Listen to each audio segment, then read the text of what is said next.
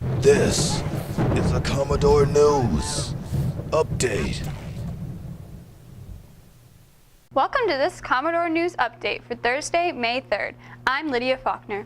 Congratulations are in order for the Commodore baseball team as they beat a tough Granby team 2-1 in a thriller. Patrick Rogan pitched a four-hitter and freshman Kennedy Jones scored the winning run. This is the first time that Maury has beaten Granby in baseball since 2014. Granby scored a measure of revenge in the softball game, winning 18-0. Ouch! On Wednesday, the boys and girls tennis teams scored impressive 9-0 wins over Churchland. In soccer, both the boys and girls scored wins over Granby. Abby Urban scored 4 goals for the girls. In the boys' game, Gabe Mendoza kept the goal clean with big saves, and Ali Jami scored 2 goals. Today, the tennis teams will be in action against Hickory. The boys play at Hickory while the girls play at home. Matches begin at 5 p.m.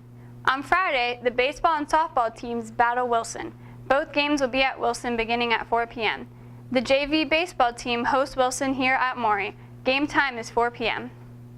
Now here's what's happening at MHS.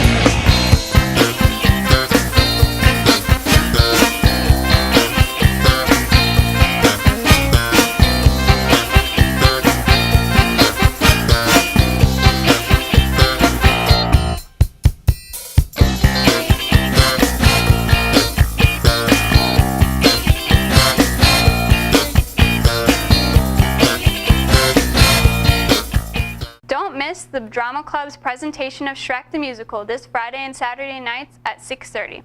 Tickets are $7 for adults and $5 for students. It promises to be a great show.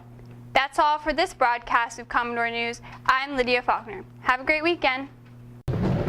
This has been a Commodore News Update.